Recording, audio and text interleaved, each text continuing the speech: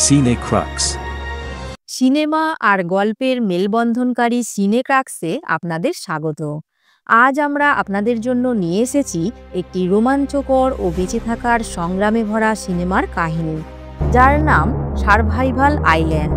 এই মুভির মুখ্য চরিত্রে জেনিফারের ভূমিকায় ছিলেন কেলি ব্রুক, জ্যাকের ভূমিকায় বিলি জেইন আর ম্যানুয়েলের ভূমিকায় হুয়ান পাবলো দি পেস।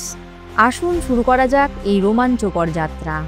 গল্পের শুরু হয় একটি বিলাসবহুল ইয়টের মধ্য দিয়ে। ধনী ব্যবসায়ী জ্যাক এবং তার স্ত্রী জেনিফার একটি দাম্পত্য ভ্রমণে বের হন। তাদের সঙ্গে আছে এক দক্ষ ক্রু ম্যানুয়েল, যার কাজ জাহাজটি পরিচালনা করা। গল্পের প্রথম দিকে সব কিছুই স্বাভাবিক। ইয়টের বিলাসিতা, জেনিফারের সৌন্দর্য এবং ম্যানুয়েলের আত্মবিশ্বাস সব কিছু মিলে একটা সুখময় পরিবেশ তৈরি করে। কিন্তু এই সুখময় পরিবেশ বেশিক্ষণ টেকে না। এক রাতে জাহাজে হঠাৎ আগুন ধরে যায়। এই বিপর্যয়ে প্রাণ বাঁচাতে সবাই সমুদ্রে ঝাঁপ দেয়। জ্যাক, জেনিফার এবং ম্যানুয়েল এই তিনজন ঘটনাচক্রে এক নির্জন দ্বীপে এসে উপস্থিত হয়। শুরু হয় প্রকৃতির সঙ্গে বেঁচে থাকার লড়াই। দ্বীপে এসে শুরু হয় এক ভিন্ন রকম জীবন। খাবার সংগ্রহ থেকে শুরু করে আশ্রয় তৈরি এবং প্রাকৃতিক প্রতিকূলতার সঙ্গে মোকাবিলা করা, এই চ্যালেঞ্জগুলি তাদের শারীরিক ও মানসিক শক্তি পরীক্ষা করতে থাকে। তবে এখানে গল্পটি বাঁক নেয় অন্যদিকে। জেনিফার ক্রমশ ম্যানুয়েলের প্রতি আকৃষ্ট হতে শুরু করে।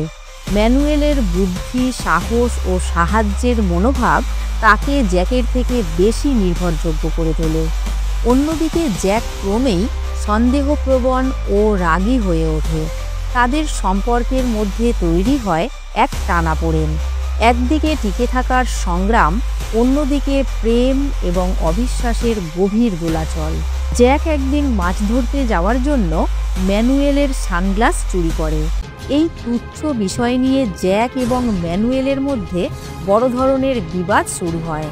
আর অপরদিকে জেনিফার ও ম্যানুয়েল ক্রমশ গভীর ভালোবাসার সম্পর্কে জড়িয়ে পড়ে। একদিন জ্যাক গভীর সমুদ্রে মাছ ধরতে গেলে ম্যানুয়েল ও জেনিফার বিচে পড়ে থাকা একটি পরিত্যক্ত ডিঙিতে করে পালিয়ে যাওয়ার চেষ্টা করে। কিছু দূর যাওয়ার পর ডিঙির খোলের ছিদ্র দিয়ে জল ঢুকে ডিঙিটা সমুদ্রে ডুবে যায়। তারপর ম্যানুয়েল ও জেনিফার আবার সাঁতরে দ্বীপে ফিরে আসে। তখন জ্যাক পিছন থেকে ম্যানুয়েলকে বর্শা ছুঁড়ে মারে। ম্যানুয়েল আহত হয়ে সমুদ্রে ঝাঁপ দিয়ে পালায়। তারপর রাতে ম্যানুয়েল ফিরে এসে জেনিফারকে জ্যাকের কবল থেকে বাঁচিয়ে নিয়ে যায়। পরের দিন জ্যাক সেই জুটিকে খুঁজে বের করে এবং তাদের একটি গাছের ডালে বসে থাকতে দেখে। সে দুর্বল ম্যানুয়েলের দিকে একটা বর্শা ছুঁড়ে মারে, যার ফলে ম্যানুয়েল ভারসাম্য হারিয়ে মাটিতে পড়ে যায়। জ্যাক তাকে হত্যা করার আগেই জেনিফার জ্যাককে মাটিতে ফেলে চেপে ধরে এবং তার নিজের ছুরি দিয়ে তাকে হত্যা করার চেষ্টা করে। কিন্তু আবার ভারসাম্য হারিয়ে ম্যানুয়েল পিছনে পড়ে যায় এবং জ্যাকের ছোঁড়া একটি বর্শায় বিদ্ধ হয়ে ম্যানুয়েল মারা যায়। এর 1 বছর পর একটি ইয়টিং পরিবার দ্বীপের কাছে নোঙর ফেলে এবং দ্বীপটি অন্বেষণ করতে গিয়ে জেনিফারকে তার কুঠিরে ঘুমন্ত অবস্থায় খুঁজে পায়। ম্যানুয়েলের মৃত্যুতে কিছুটা মানসিকভাবে বিধ্বস্ত জেনিফার সেই পরিবারটির সাথে দ্বীপ ছেড়ে চলে যায়, কিন্তু উল্লেখ করে না জ্যাকের কথা, যার সঙ্গে তাকে ম্যানুয়েলের মৃত্যুর পর থেকে দ্বীপে বেঁচে থাকতে ও নির্ভর করতে হয়েছে। সেও দ্বীপে রয়েছে। জ্যাক তখন মাছ ধরছিল। জেনিফারকে ইয়টে যেতে দেখে ডাকতে থাকে, কিন্তু জেনিফার জ্যাকের লাইটার চুরি করেছিল যাতে সে আর আগুন জ্বালাতে না পারে।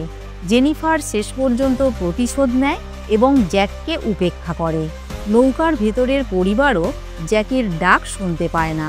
শেষ পর্যন্ত জ্যাক দ্বীপে পরিত্যক্ত থেকে যায় এবং তার ভবিষ্যৎ অজানা রয়ে যায়। এই ছিল সারভাইভাল আইল্যান্ড সিনেমার মুখ্য বিষয়। গল্পটি আমাদের শেখায় যে প্রকৃতি যেমন সুন্দর তেমনই নির্মম, আর মানুষের মন কখনো কখনো প্রকৃতির থেকেও ভয়ানক হতে পারে।